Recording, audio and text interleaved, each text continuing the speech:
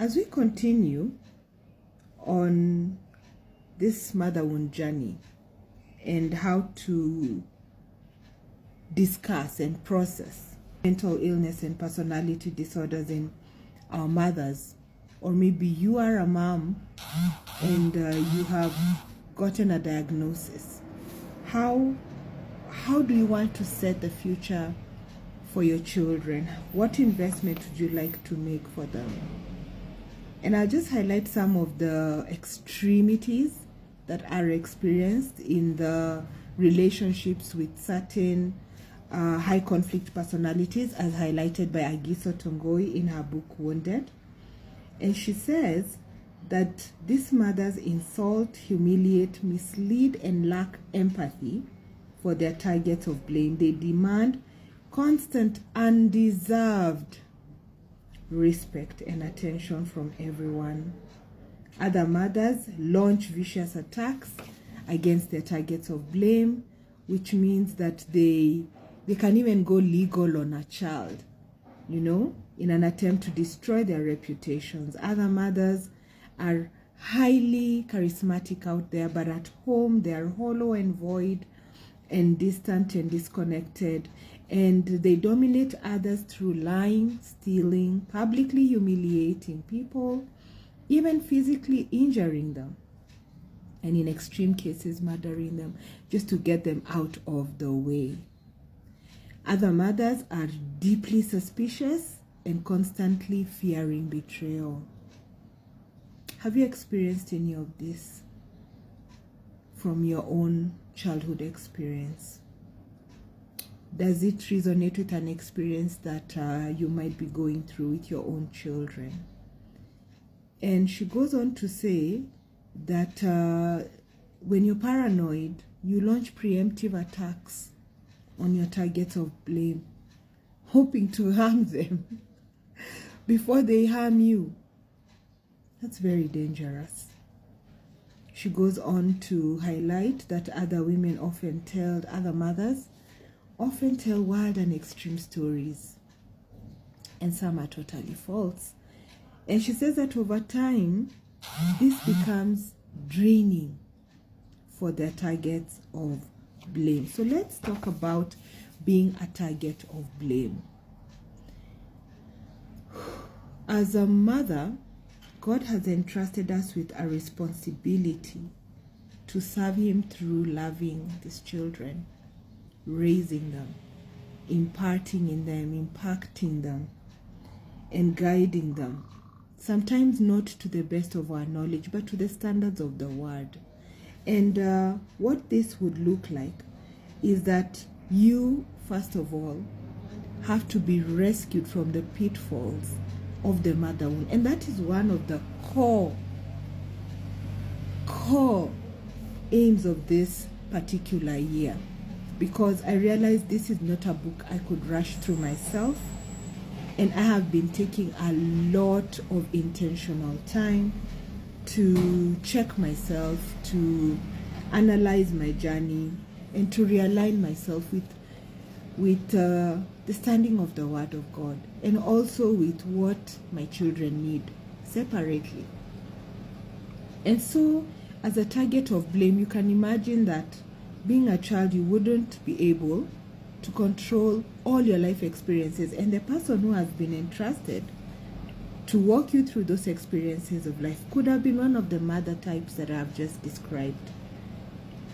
And this word toxic, that is now used, I think, a bit loosely all over the world, is that it's just considered like poisoned waters. And the worst thing that could happen to a family is that where there is a source, where there should be a source of relief, a source of comfort, and then that source turns poisonous.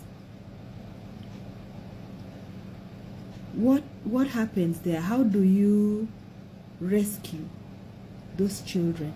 How do you get them out of that imprint And as a target of blame, maybe we were the ones who went through that experience. We were the ones who saw the bitter end of the curse of motherhood because of who your mother was or who she was not to you when you needed her at different times of your life. And I pray that as we continue with this series, we will be able to understand that God still has a plan, and it's not about her. Remember, we've been saying that it's about you, and saying that I want to change my imprint. I want to change my default settings. I want to click on restore factory settings. I was having a conversation with someone this week, and I was saying there's a reason why that's the last option. When your phone begins to act up, or a gadget that you've had and you're advised, would you like to restore factory settings? I think most of us opt not to. And then you have a device that's not fully functioning or serving you because you can't imagine to have to set it up all again. But imagine if that person didn't consult you and you left the device with them. Usually what do? They restore factory settings, and they want to understand your device from scratch.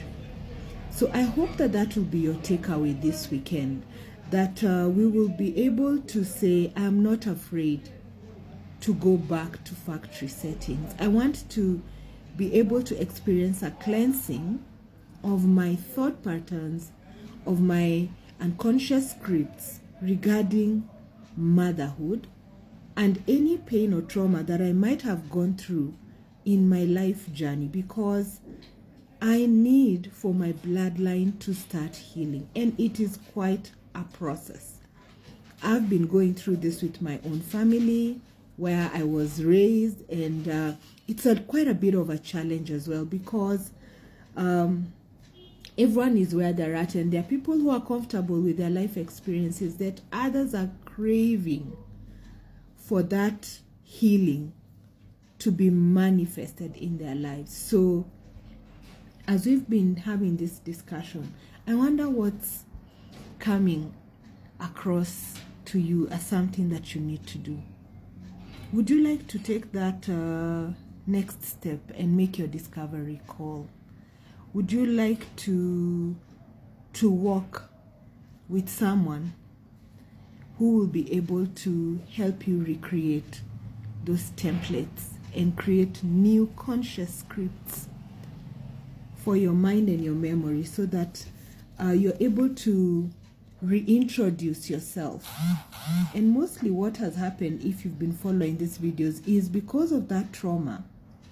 What we do with that little child is we leave them behind, because mostly we do not know how to address authority issues, especially where our parents are concerned. And I would like to very much support you on your journey to going back to the little you and saying, hi, I would like to engage with you. I am who you are becoming. I'd like to reintroduce myself to you, despite me having left you here for a period of time. I'm ready to reconnect with you. And I'll never take it for granted that I needed so much courage to especially look into the eyes of that little me and promise her that I would walk with her, that I would face life with her, that I would go through life with her, and I would be there. I would be present through it all with her. And what that did for me, is that it didn't really heal me, it just restored me. And if you understand our vocabulary here, you now see why those words are very, very important. My life is pretty much getting into order right now, because I'm labeling stuff, and so they're not lingering in my mind and labeled and making me feel afraid. I am stronger feel free to make that call today. I am available for you, and I wish you